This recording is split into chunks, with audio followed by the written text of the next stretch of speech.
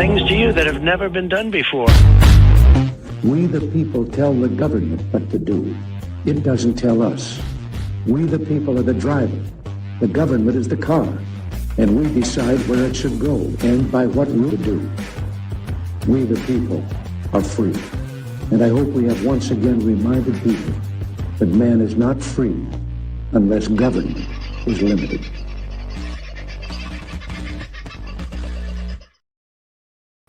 Well, g'day folks, how are you? Hope you're doing well and life, the universe and everything is treating you just as it should, hopefully. Beautiful sort of a day today. In my part of the world, I hope it has been in yours and the week has kicked off with a smile on your face. We're going to talk to Wade Nordhausen very shortly from Billboard Battalion. Just wanted to congratulate everybody who got out and about yesterday for the March for Australia. It was so brilliantly well attended around many places in the country. Numbers were a little down in Adelaide, I heard, but Melbourne had a great rollout. So too did Sydney. And then Brisbane, well, I think Brisbane was the showcase of the whole thing. Bob Catter got up and had a speech as well. A lot of my mates turned up there. There's one of them right there up front. Good on you, Keefe. There is a ton of support for Gerard Rennick in Queensland at the moment too, although the question that I would have regarding any return of Gerard Rennick and the People First Party is where are you going to put him? There aren't too many Senate seats available, and clearly Pauline Hanson is the next Queensland Senator in One Nation up for re-election. So is he going to run against her, or would Gerard run in a lower house seat? That would be the question I think that needs to be asked all around. This is Brisbane. Great shots there of a crowd. About 20,000 people in and around Brisbane turned up what was a huge march from the city area down around over the Victoria Street Bridge and over to South Bank. Absolutely wonderful crowd. And I do want to play one message that was recorded at this event. There are some of these pictures could be coming from different areas too. Thank you, Greg Wapler. I think this is the sunny coast. Oh no, that's Brizzy. Pictures there. So thanks, Wapler, for throwing us a few pictures. I really appreciate that. And just before I bring Wade in, I just want to play something that was recorded at the event yesterday by Shallow Chal, the organizer. Have a look at this. Dear President Trump, my name is Scott Challen and I'm standing in front of thousands of Australians here. Let me hear you guys.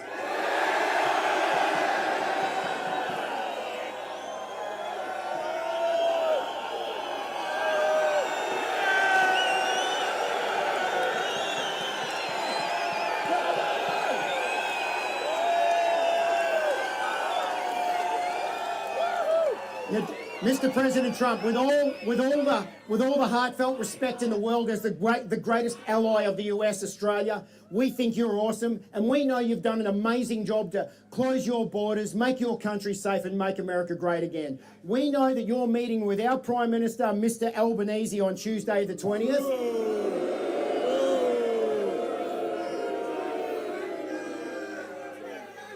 And we want you to please encourage Mr. Prime Minister Albanese to shut the gates.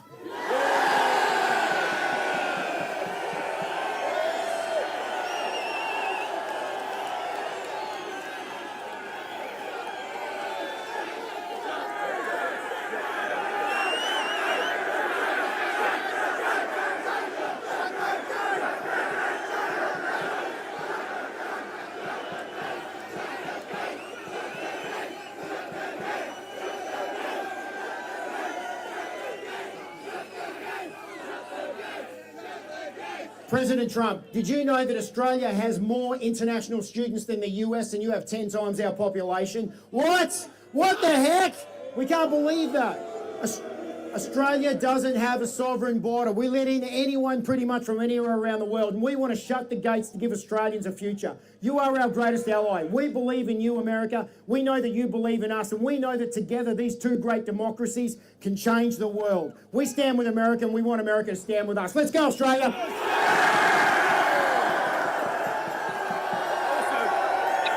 Support out for Brisbane, and hopefully President Trump will see that in the next few hours. Albo Sleazy will be making his way to the White House. He got off his holiday yesterday. Where was his holiday? Well, it was a beautiful little holiday. He and the missus, or the missus-to-be, decided they would have a beautiful holiday in Micronesia, a lovely little place called Palau. Now, have you ever heard of Palau? Do you know much about Palau? Well, let me tell you a little bit about it. They flew there from the once-a-week subsidised service out of Brisbane that Qantas put on. But Palau is about 1,200 kilometres from Guam. Just saying. 1,200 kilometres from Guam. It is less than the flight time from Melbourne to the Sunshine Coast, and could be made by any number of American aircraft. Just saying, weird things could happen. I'm just wondering whether or not they might have switched him out. That might not have been the case, but great to see so many Australians getting out and celebrating it across the weekend. Today, a really, really good video was released by Wade Nordhausen from Billboard Battalion. It came out, I saw it late this afternoon and immediately rang him to say, hey, listen, awesome video, let's talk about it tonight. It is a very important matter that needs to be discussed. It's been something that's been on my mind, and I guess I'm certainly at fault to a certain degree, but I thought we'd get him on tonight and we'll have a good talk about it. So Wade Nordhausen from Billboard Battalion, thank you for taking time out of your Monday night and joining me, mate. Good day, Carl. How are you, mate? Mate, pushing on. Can't ask for more. So you've drawn a bow today, and you've taken aim at the freedom movement in general, but the more directly the podcasters, if you like, those alt media types, and I would be amongst that pile, because you don't, and I think quite rightly, you believe what we are doing and what many of us are doing is not really doing anything. Is that right? Yeah. If for anybody who looks on Billboard Battalion, Carl, we've got a photo there of the Missouri firing all its guns, and that's where I believe we need to be. That's how I operate, and I can tell you right now that we've been in this battle. Only the freedom movement has been in this battle for around about 5 years now. And we have got absolutely nowhere. We haven't got anywhere at all. And what we have is we have our enemies tell us in print, they speak it, they tell us exactly what they're up to, what they're going to do to us. And the freedom movement, just as one element of Australia, has achieved absolutely jack in fighting back or keeping our people safe. And a massive big part of that problem, why that is absolutely disastrous, because the people who have popped up, and whether you call them leaders or influencers or whatever the hell they're supposed to be, will not fire a shot. So we're on the Missouri firing 16-inch rounds, and they're sitting there with a pop gun in a rowboat. And this is about where we're at. So if we're going to win this, we need to make the people of Australia and expand that to massively more reach than just the freedom movement. But we have to tell people where it's at. We've got to tell people how dangerous and serious this situation is. And if you have a very deadly, very powerful threat coming at you, and you don't treat that with respect and you just laugh about it, or you go, oh, nothing to worry about here, then you're going to pay the price. And I feel, I think we're possibly a bit too far gone now, and we are going to pay the price. And it's time to call out people in a last-minute ditch, a charge of Bathsheba moment, to say, well, we need to get our head in the game, and we need to start making everybody aware of what's going on. And all these podcasters and so on, for people who may not have seen the video today, I believe we've got some problems, and you may even have some shots out there. I'm not sure, Carl. I haven't pulled any out. I could probably play chunks out of the video live, but for people who haven't seen it, there is a link in the description. It'll take you to the Billboard Battalion. I think I got it off Rumble, but it might be the YouTube channel. I'm not quite sure. And have a look at it. It's I don't know. It's only 15 minutes long or thereabouts, a bit longer maybe, but a really well put together statement. And you've named names. You haven't been shy about doing so. We have a number of people in the movement who do various different things. There is people who go around and gather stories. There are people who go around and tell stories, and there are people who go around and gather the stories that others are telling and retell those stories. I guess a lot of these people are amateurs. A lot of these people have put themselves in the position of being the one to find the news or to tell the story or whatever it is. It's clearly not enough. Do you have a suggestion as to what more we can all do? So I think the first thing that we need to do is to get whoever we can together, some of the people who have the platforms to get information out to the rest of us, right? I think that, and I touched on this a while ago, to put together some sort of a summit where we say, right, let's have an assessment of where we are at. Let's have an assessment of what we've done so far and what has worked or what hasn't worked. And, I know we get old Jody Lowe's on there always prattled on about spreadsheets. Yeah. And I think that, that's what needs to happen. But we need to have a spreadsheet that is actually going to honestly assess the facts. And that's some of the first things that need to happen. And we need to have people who will not pull their punches. We need to cross the virtual line in the sand and say, right, well, we're just going full bottle, all guns blazing on the truth about what the WEF's done, the UN's done, and the WHO's done, and where this is going to end up. And we need to, sorry, Carl, in part of that, we need to start saying, right, this bit here doesn't work, so dump that. That bit there is crap. Get rid of that. This bit over here is leading people down the garden path. Get rid of that. Let's see what we've got left that has any firepower and any capacity to fight back. So you brought up the WEF and the WHO particularly. So we have battled in the last 12, 18 months against the WHO and this new control document that they've wanted member nations to sign, which Australia has signed up to. It essentially allows them to have complete control of the next pandemic and how it would be rolled out across Australia.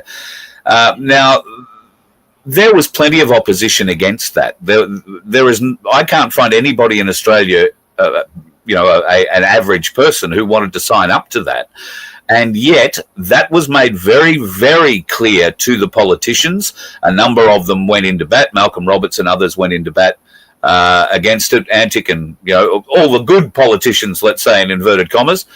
And yet it was just ignored, blasted through by the bastards that currently sit in the government side and their green and teal cohorts. And the Liberals and the Nationals at different times have screwed the people.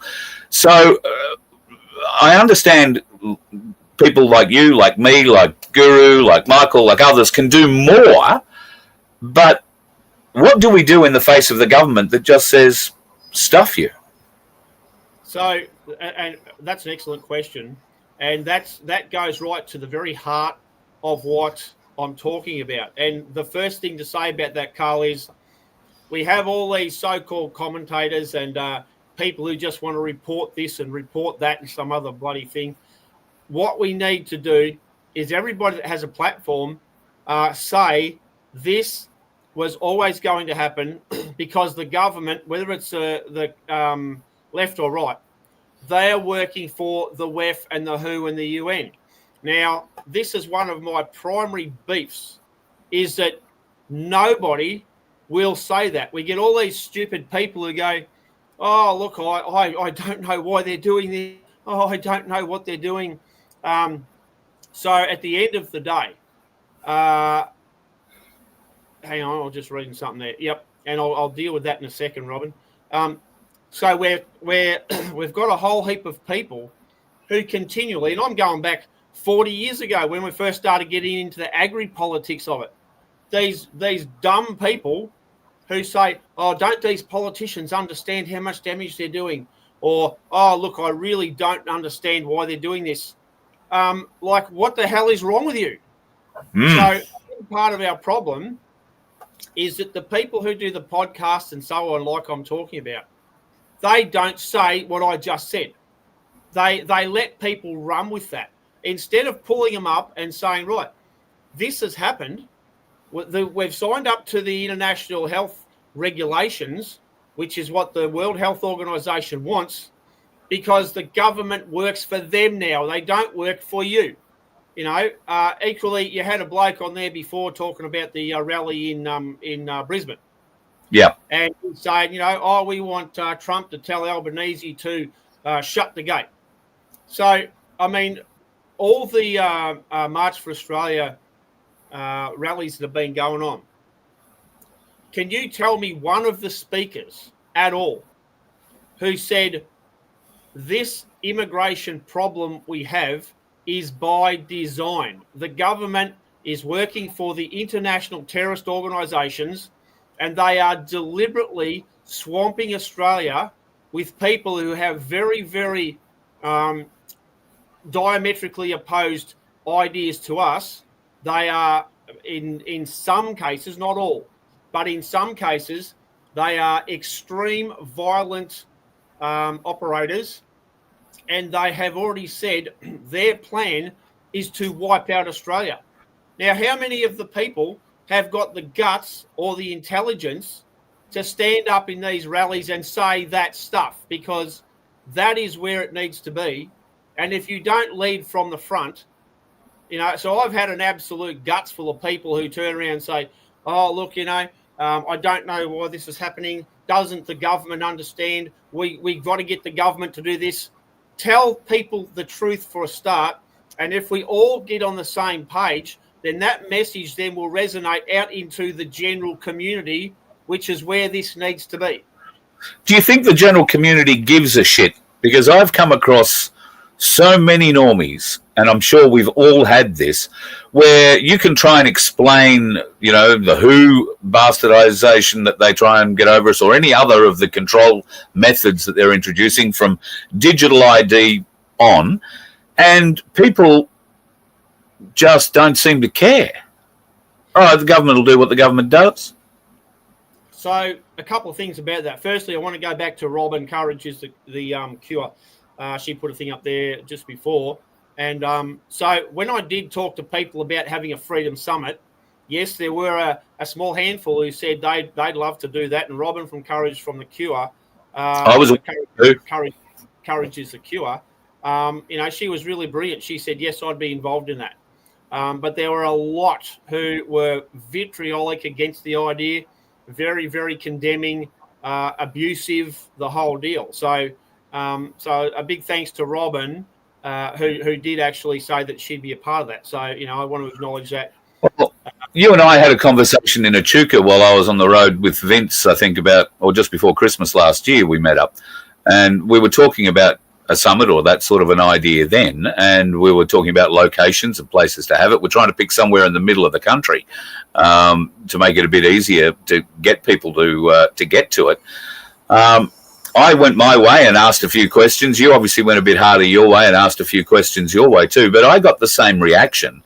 A great deal of apathy from people who claim to be leaders in the movement, or a great deal of skepticism, or a great deal of, what are you up to? What are you trying to steal from me?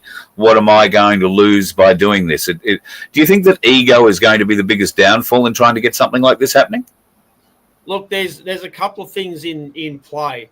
Ego is certainly one of them.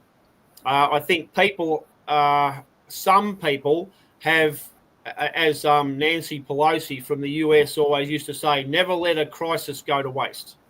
So I think that there's some people who have seen this as the whole COVID thing and the creation of the freedom movement.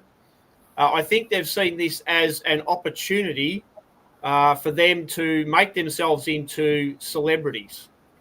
I think they've taken it as an opportunity to go, oh, look, I'm known. Everybody knows my name. I've got all these clicks. I've got all these views. I'm now being able to turn this into a business where I make a living. You know, there's there's a one bloke I know, and in particular, I think he's sort of travelled around and did a lot of interviews with a lot of people, and I think that he's more interested in being a celebrity than actually giving us stuff about anybody. But the other part of that is there is a social hierarchical kind of structure, and we get a lot of people, and I've experienced this for many, many years. We get a lot of people who do not want to be ridiculed by the knobs or the toffs or the people who think they're a bit better than everyone else in the community. And I'm telling you, this is probably our biggest problem. If you see people who won't back what I'm doing, they don't even reference anything that I say other than to ridicule it. Therefore, and I can tell you right now that I've copped a hell of a lot of ridicule over the time, particularly online. But we ran into a particular scumbag parasite, a bloke the other day at the Elmore Field Days here in Victoria. And anyway, he puts up a lot of stuff over the time and, trying to ridicule me and so on. So I fronted up to this scumbag and I said to him, righto, I'll give you an opportunity. I'll interview you on our platform and you tell the world what you're using to back up your comments and your ridicule. Anyway, immediately ordered us off the site. Yep. Oh, I'm not getting into that. You can get stuff, blah, blah, blah. No, off you go. Get lost. Go on, off you go. So these are the sort of gutless, spineless pieces of crap who we deal with. Yeah. So, unfortunately, they are deeply sown in the regional communities of this country. You and I have travelled to a great many country places in our buses. And we have come across, I know I have, I'm sure you have at different times too. We've come across resistance from some old locals in towns at times who can be, quite spiteful, quite full of vitriol and acid, which makes me think they might be a member of a secret society or something and are feeling a bit threatened. But those members in those communities hold a lot of sway. You and I are only there a day or two or a night, but they're there all day, every day. Do you think that there is a certain element in the community of, well, not fear exactly, but I just don't want to have to deal with that kind of shit? Absolutely. Yes, there is, because I don't know if you remember when you're in grade 6 at school, you were the king of the castle. And then you went to high school and you were at the bottom run again. So you were a nothing. And there's a lot of people in our community who, whether they're successful in business, they might be successful sportsmen or women, their parents or that may have had a lot of money. They might own a number of farms, blah, blah, blah, all the rest of that crap. Well, these people they don't want to lose the respect that they have in the community by actually showing some intelligence, by showing some leadership, and actually getting outside their comfort zone, these gutless parasites. And I can tell you, I can name plenty of people who fit into that category since years and years and years ago. And when I was tied up with the North-South pipeline here in Victoria, the protests against that, and the protests against the Murray-Darling Basin plan, we could have beaten them. We could have beaten the government. But so many of the other group leaders were pathetic. They were weak. They would not stand up and fight.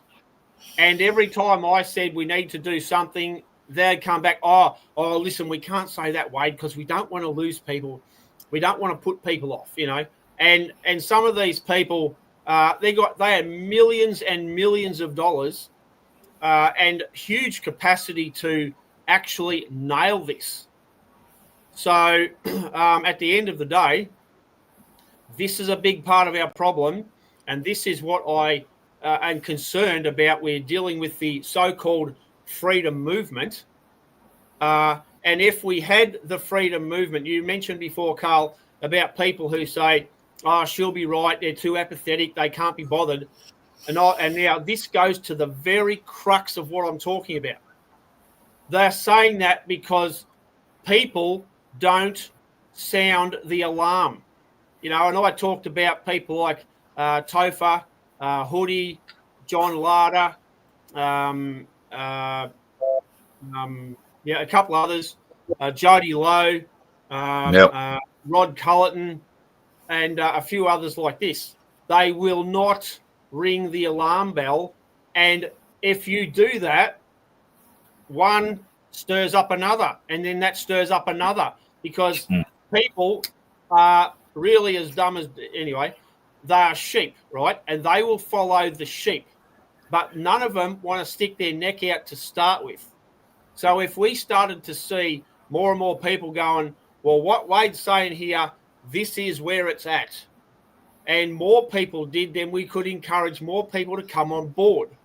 But as it is, the P-Week people who are supposedly, I don't know, leaders of the freedom movement or leaders of the agricultural movement or the trade union movement, they're all as gutless as each other, in my opinion.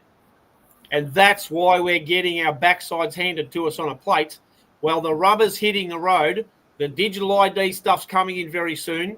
They'll follow that up with all the digital currency. They'll follow that up then with the carbon currency, and then the lockdowns come. So these people, they're about to crash and burn, mate. They're about to have a head-on collision with a 10-foot thick through red gum tree, and there's just going to be bodies everywhere. So when that happens, Wade, there's going to be blokes like you and me and many of the people watching yours, Billboard Battalion channels and the Voice of Freedom and the other channels, who will be ready for it to an extent. I don't think anybody is prepared for the full extent of what's coming our way. You mentioned in your video that none of us are really speaking about the downside of what is coming, I guess, and that is it's going to be very hard for a lot of people. While lots of folk are jumping up and down at the moment and celebrating the fact that silver and gold are going through the roof, it's because they have some. Now, what happens if the banks don't open tomorrow morning and all that shouting and jumping up and down you've done amongst your friends, telling them that you've got all this gold and silver to, you're going to be right when the banks close, who do you think is going to come knocking on your door? There's going to be a lot more of them than there is of us when the crunch comes. So should we be now joining together and being ready to accept these people in? Some of us can try and educate them. Some of them refuse to be educated. Some of them never will believe what's actually going on for whatever reason. How do we band together? What more can we do? Is there like you say, this summit idea where we come together and we try and find common ground? Is that where we should be? Absolutely. Yes, because we're fighting against a government propaganda. We're fighting against their people in the mainstream media, ABC, SBS, Channel 7, 9, 10, all these scumbags. So we only have one chance left, and that is people power, and that is bringing the people together and organising in such a way as we fight as one unit. Because I'm here to tell you right now, if things end up like I am saying they're going to, and you've got people who have said, oh, look, I've been prepping and I've got food, you're going to have 10,000 people kicking your door in and killing you to take your food. And your gold and your silver. And I was going to say, the other thing that I'm concerned about, Carl, now I've seen a lot of high-profile entrepreneurs and so on talk about people, opportunities with the digital currency. They're idiots, total cretins. Because what I think is going to happen is something only has value if someone is prepared to buy it off you. So the point is, if the government through the and I mean the WEF and the UN and the WHO, through their digital ID and their digital currency, and once again their social credit score, if they say, Carl, listen, you haven't been too good a bloke, mate, so we're shutting down your ability to buy anything. So therefore, if that happens across the board, then gold and silver, in my opinion, and I'm not giving people financial advice, right? But in my opinion, they will shut down every other kind of currency other than their central bank digital currency, because this is what they've already told us. So I believe your gold and silver will be worthless. I believe that their capacity of surveillance will be so powerful. You won't be able to say, listen, Carl, I'll fix your bus, I'll do some mechanical repairs, and you throw me a few veggies out of your veggie patch, you know what I mean? That will be gone. So I say to people, there is no next time. And you better start damn well take this as seriously as it is, because your apathy is going to get you and your family killed. Because that's do we need to start looking particularly at the young people, mate? We are seeing now how they are being brainwashed from as early as kindergarten into accepting this green fraud, this climate catastrophe of non-existence. And just to reinforce that, during the American shutdown, which is currently being endured by Americans, they're having the best weather they've had in years. There are no stripy skies. The clouds are gone. It is clear blue skies across their nation. And it just so happens to coincide with a government shutdown. There are these obvious kinds of things happening there, but that happens here too. We still struggle trying to convince people the difference between a contrail and a chemtrail, for God's sake, because there are people who'll fight you tooth and nail for hours to say that a contrail can last hours and hours and hours and it spreads out across the sky. These people clearly don't understand physics. But there's a lot of them. We've got an overwhelming number against us, so to speak, and we have a fractured group of spokespeople for our side of the industry, I guess, some of which who are focused on common law, which I've got to admit, I started this whole thing on Magna Carta 1215, and I've learned a huge amount from Fitz through it, and got to a point where I realised, yes, it may all be quite true, it might all be 100% workable. However, it relies on the fact that you actually have a justice arm that is not controlled, and ours is controlled. So, so good for a common law argument. And there are many people. Doris is fighting at the moment, along with a whole heap of people in Melbourne, fighting for their houses to be returned from Westpac because the fraudulent activity that's going on with Westpac and stealing properties and using the titles office and all sorts of weird stuff. But the problem is, the people who talk about this sort of stuff, I'll talk about that, Guru might talk about that sort of stuff. That's not really Michael Gray-Griffith's sort of thing. He's more into the sobs and the sorrows.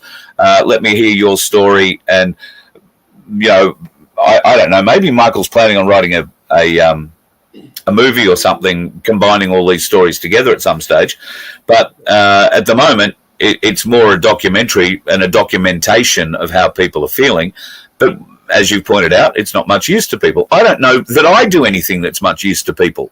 I get a lot of emails saying, thanks, Carl, and I'm sure you do too, for what we do. But I want to do more. And like you, I've felt hamstrung being able to do it. We have to be careful about how we try and enliven people into this too, don't we? Because sedition is not just a word. Well, the thing about it is this, Carl, right? How we get people into something, first of all, is group, okay? It is community. It is coming together. I hear a lot of people talk about, we've got to come together and we've got to love each other and all this sort of thing. Well, let's actually put that into something useful for a start. Secondly, I said there before about spreadsheets or about a Freedom Summit.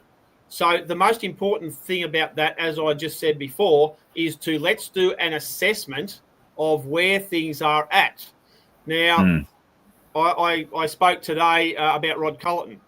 And, we've got the Rod Culleton and the Wayne Glues and the people such as yourself and other people in the High Court right now and different ones. They're going on about the Constitution. Now, I'm here to tell you that in real terms, like it or not, the Constitution is dead.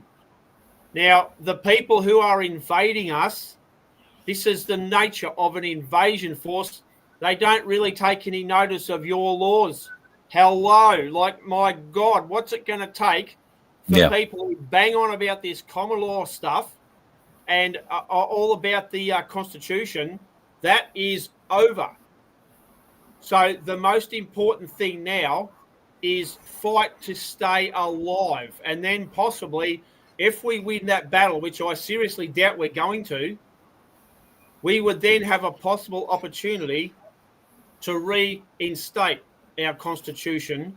But at the minute, the invasion force that we're facing, which is winning, I'm here to tell you, by a million miles, they are called the New World Order, the one world government, where Australia doesn't rate. There is no Australia. You don't have a sovereign nation. You don't have a sovereign state. And I mean, I've been doing this for so long and we're constantly being undermined and sabotaged, probably not deliberately, but by so many of these stupid people who keep crapping on about the Constitution and common law.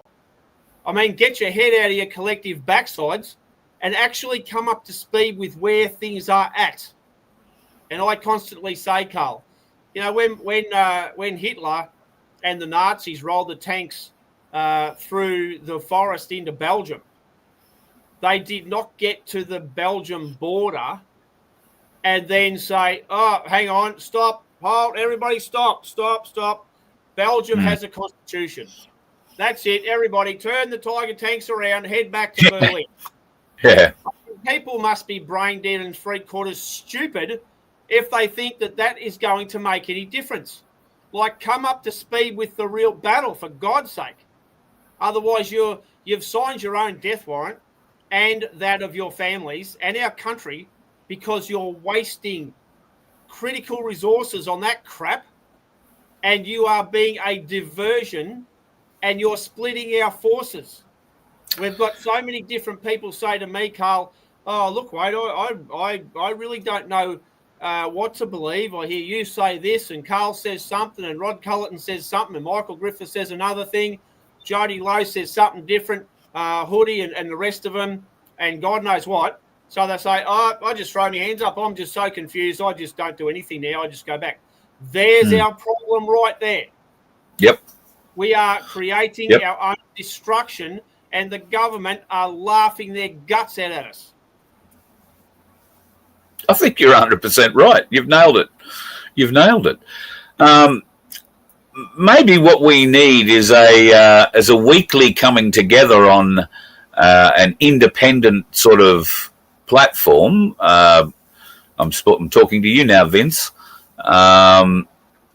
where we can have a round table where we can have 6 or 8 or 10 of us sitting around virtually and having this discussion. Whether that's live or a recorded thing, I don't know. Some people might hold back if it was a live stream. I've found that people generally, but more particularly in the freedom movement in this space that we're talking about, are not as fully open and honest as they preach. And you mentioned and touched on this a bit yourself today. A lot of people say a great many things about lifting your vibration and being positive, and it's all about the vibe, but their actions do not meet their words. So how do we make their actions meet their words when clearly they've got used to doing what they're doing now for the last 5 years? We've all got used to doing what we're doing. We might have to step out of our comfort zone. I'm up. I put my hand up for that now straight away, but I wonder how many others will. Well, I think the most important thing, Carl, is that we call them out. Because this is the 59th minute of the 11th hour. It's almost over. We've got the E-Commissioner, the E-Safety dragon horror-headed thing we've got there as the E-Safety Commissioner, saying now they're going to start banning this and banning that. This is almost over. So even the stupid people who refuse to take notice of what I'm saying, you're going to work out all of a sudden that you're not allowed to post anything, that your time has expired. That's exactly the same as England and in some parts of Canada. You say anything online, the cops will come after you and you'll end up doing 2 or 3 years in jail where you'll most likely die.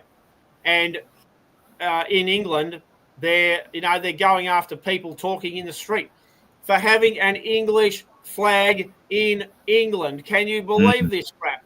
Well, I mean, at what point do the Australians look at that and go, Houston, we've got a major problem here, and this is coming to Australia, and yet we've got a lot of these stupid commentators, they just tell you about it instead of going, maybe we could have a problem here. Maybe we should try and help to fight it instead of just sitting on the side, picking up some sort of, paycheck, donations, sell their merch, do whatever they do, and convince themselves in their own brain that it's all good.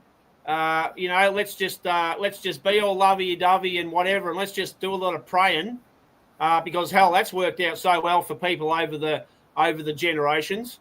I'm pretty sure the people in Auschwitz were heading to the gas chambers. I'm pretty sure they did a lot of praying. We're going down that path literally, and praying, although some people might think it's good, and well done to them, it ain't going to cut it, mate. I'm here to tell you, and I'm about to light up on this whole religious thing, because around the world, we've got, if you take the, how many people preach about the Christians and all this stuff? Well, I'm telling you right now, around the world, the Christian society has the power to beat this, and they just don't. And I'm telling you why, because so many of their so-called, what do you call them, popes and bishops and cardinals and priests and all the rest of this, dumb people down. Exactly the same as what a lot of our commentators do. They dumb people down. So therefore, I've got no time for that crap anymore. As far as I'm concerned, it's get into this religious stuff, liven these people up. I can remember when I went to school, there was an old priest used to come along there. What was his name? I can't think now. Reverend Hovenden. I don't know what his first name was. And I'm only talking about in primary school, right? And I can remember he had this old book, and there was a song in that called "Onward, Christian Soldiers." Oh, yes. And I think to myself, I said this to Belinda today. I had a conversation with 2 women up in Canberra, and I said to Belinda, I remember this stuff. We need to rattle up these. Got to rile up these Christians. We've got to get them up and pumping, mate, because they've been dumbed down. They're absolutely useless in terms of fighting for their life and their freedoms. So many Christian people are just amazing. They help people as much as they possibly can, but they won't fight. So therefore, won't themselves. That's right. I had a bit of a look at this. Thing, and it's coming back to me. It was a hymn, right? So this hymn stuff. They were talking about this Onward Christian Soldiers. And if you look Battle at the Hymn word, of the Republic, it's called. What's that, mate? It's called the Battle Hymn of the Republic. No, that's a different one, actually. Oh, is it? Yeah. But now this is gonna bend your spring a little bit here on me to tell you, right? What I remember of it, some of the words: onward Christian soldiers, blah blah blah, marching as to war, right? So here's what the old day Christians used to be. They used to have a crack, but what we're dealing with now is hang on, I'm just getting a few notes here from the managing director. So I did find it brilliant. Now, I've never ever in my life been into this heavy metal crap, right?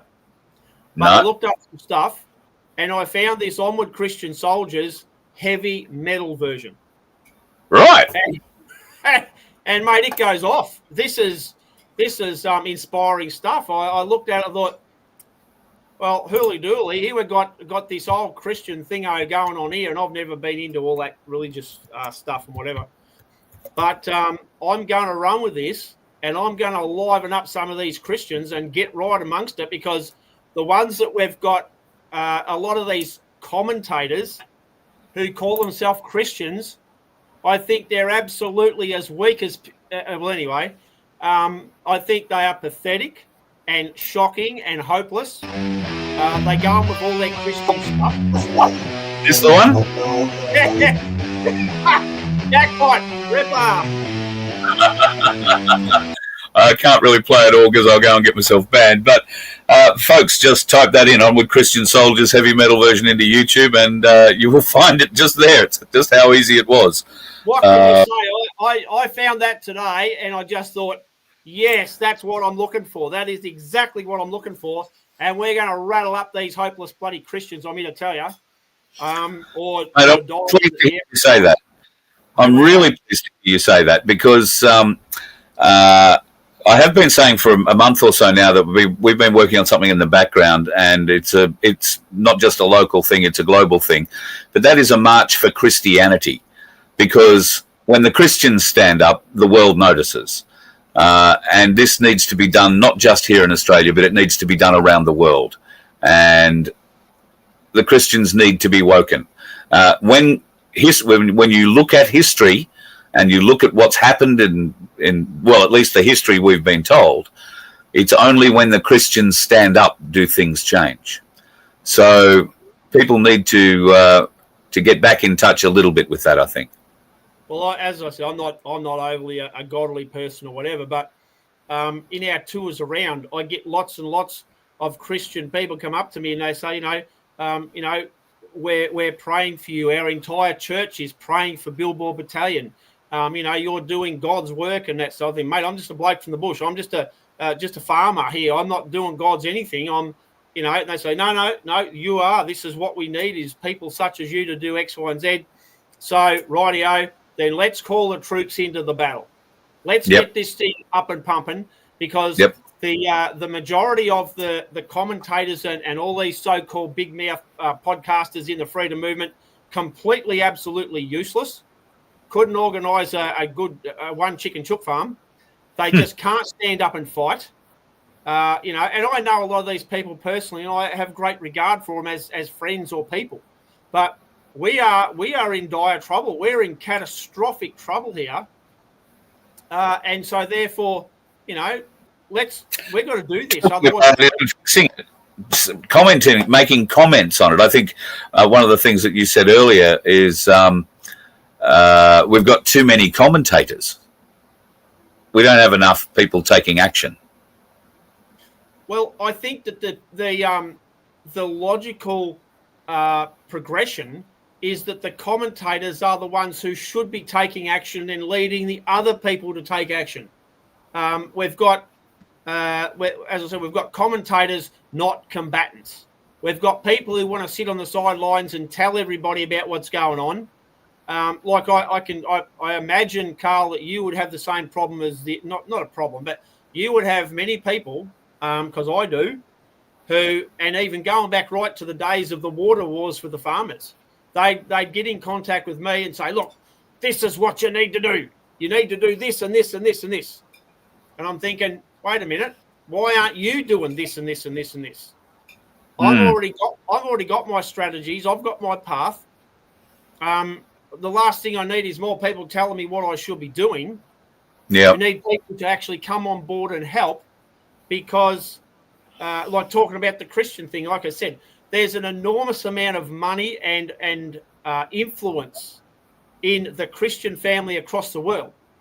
And I think that a big part of what I have to do is to try and bring all the factions together, because we go back to old mate there who was yakking away at the Brisbane March for Australia, right?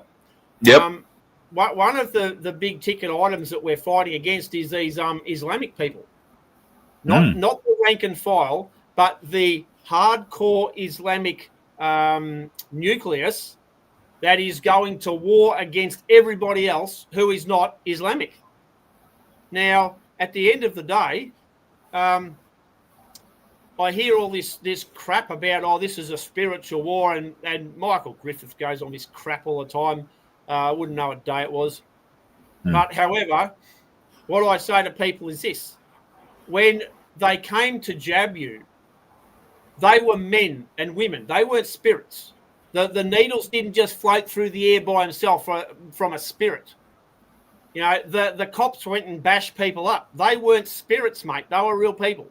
Yep. The politicians in the parliament, they were making laws, legislation, and rules.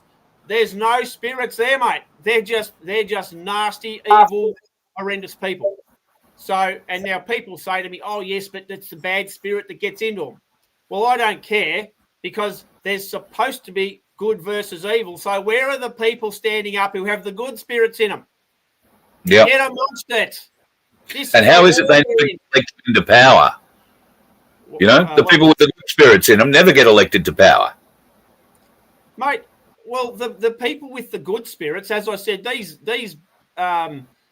half-wits in these churches and so on, the so-called leadership, the bishops and the whoever runs the joint, they're all on this, just don't say anything, just pray a lot. Well, hell no. Do all that by absolutely no worries. But get in this battle. If you're telling me this crap about, it's written in whatever they tell me. Revelations or whatever. Hey, what's that? Book of Revelations, it's coming. Yes. Oh, this is written in Revelations. So what? Who cares? Get in the fight. They talk about the mark of the devil or the beast. Oh, that's the digital currency, or that's the digital something or other. So what? Get in the fight. Yep. Geez, what are we dealing with?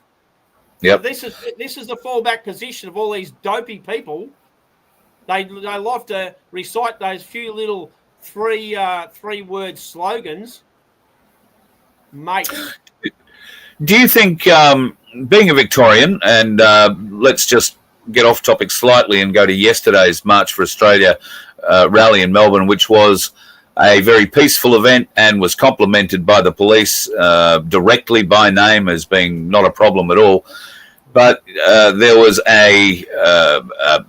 another protest, and an anti-protest, if you like, that took place. That was run predominantly by Aboriginals, and it turned into quite a shit fight. Now, the police have come out yesterday afternoon. The commission, or one of the commanders, has come out and been quite vocal in his disgust at what was being thrown at police and yada yada yada yada yada. Are we seeing a change in the Victorian police force attitudes, given that they named the left as the antagonisers, the left as the extremists, and not those people gathered waving the blue flag and standing quietly in support of Australia at Parliament House yesterday in Melbourne? Victoria has a police problem. They've had a problem since the lockdowns because the police were so violent and so willing to be violent against the people who they're meant to be protecting. And I think it will take decades for the Victoria Police to recover from this. And every one of these clashes that comes together is an opportunity for them to take steps backwards. But I think that commander yesterday was able to take a step forward.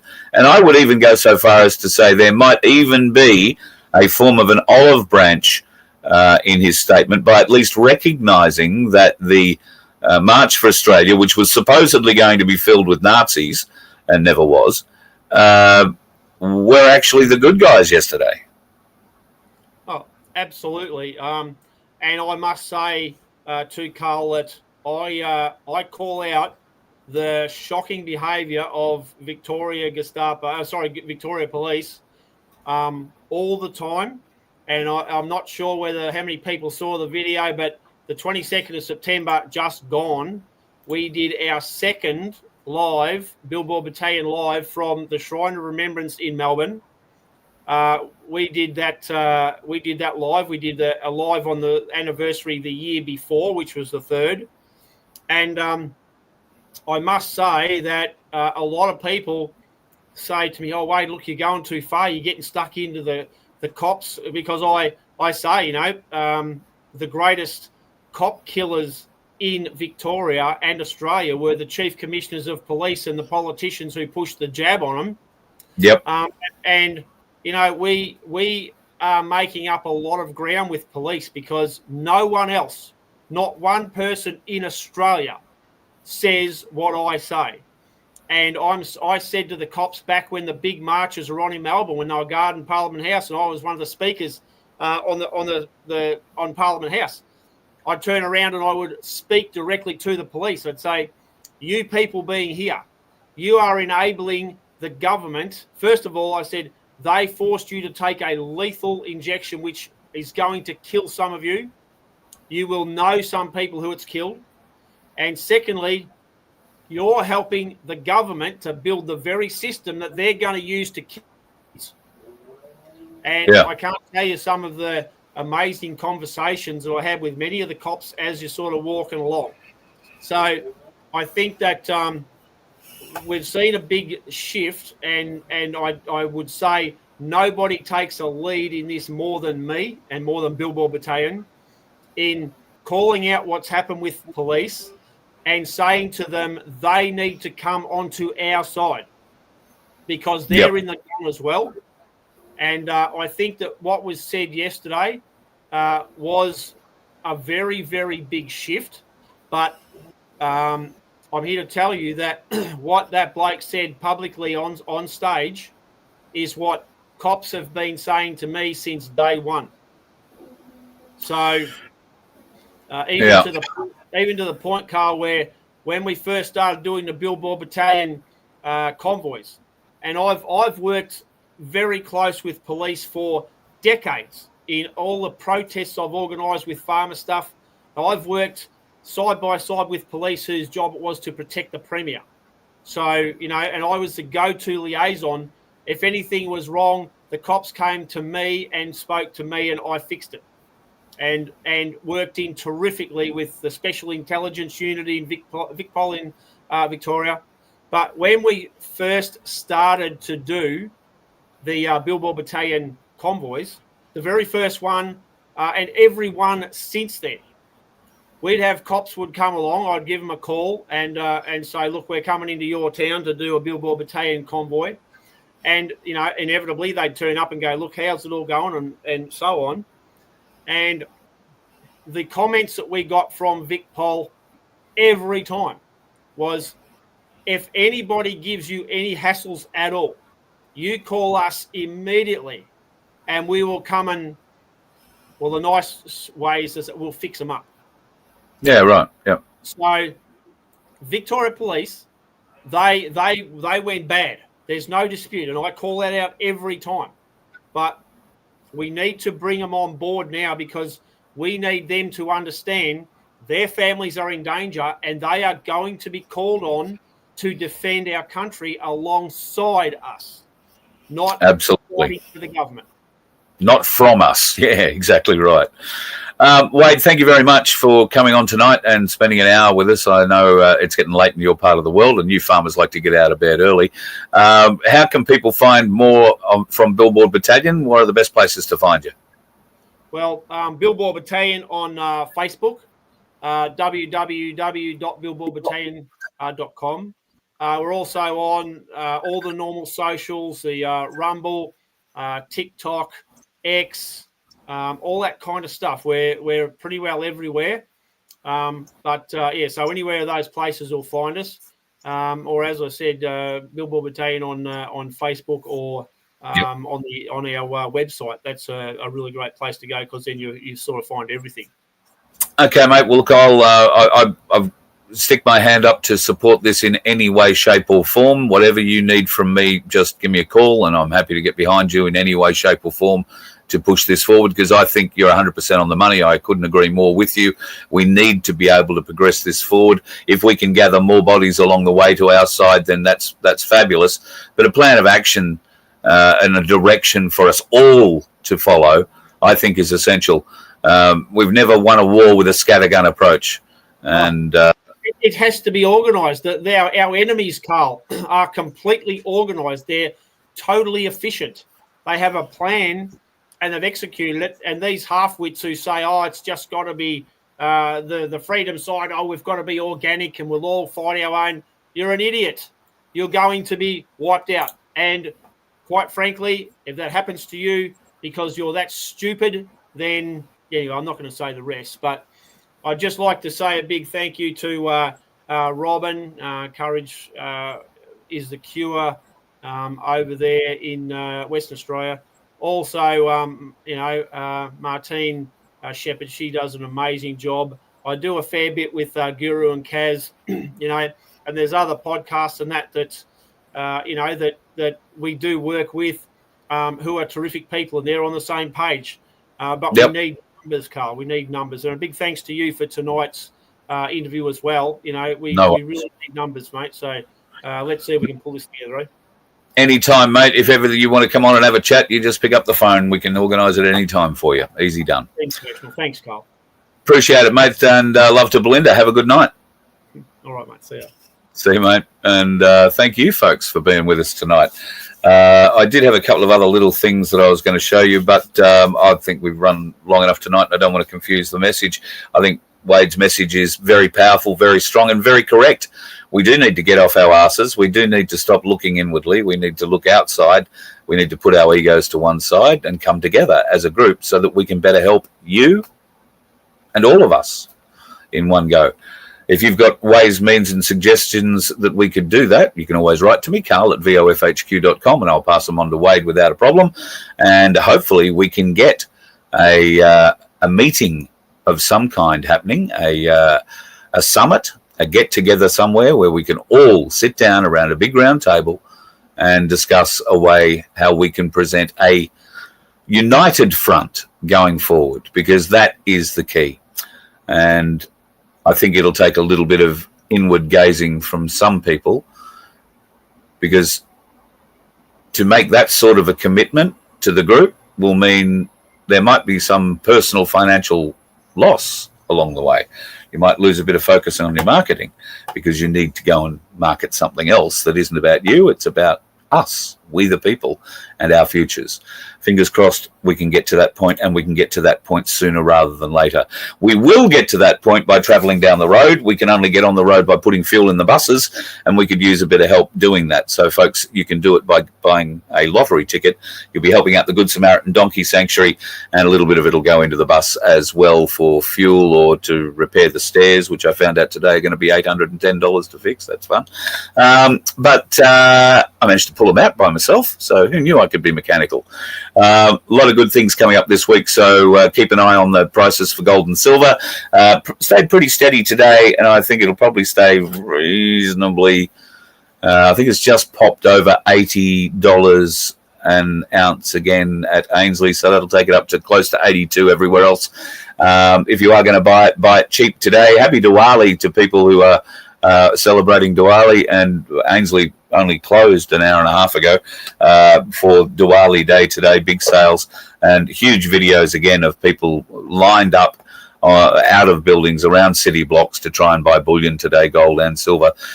Get into it, folks. It's only going up, and if you haven't been able to go online and learn a bit more about it from people who know a lot more about the gold and silver business than I do, ainsleyBullion.com.au. Have a look at the Ainsley Insights tab and listen to Chris Tipper and some of the team there who are some of the best analysts in the game, and they will give you a really good insight as to what you can expect with this market going forward in the short, medium, and long term. It's not always going to keep going up, but at the moment, folks, it's a bit difficult to find out where it's going to stop going up. There will be these little pauses, these little pushbacks like we are in at the moment, but the fuse has been lit, the bomb is ticking, and it's about to go bang. Be safe if you're heading out on the roads, folks. There's plenty of dickheads out there. Talk to you tomorrow night. Bye. can't stand up to us, then they all might stand up. Those puny little ants outnumber us 100 to 1. And if they ever figure that out, there goes our way of life. It's not about food. It's about keeping those ants in line. That's why we're going back. Does anybody else want to stay? Let's rock!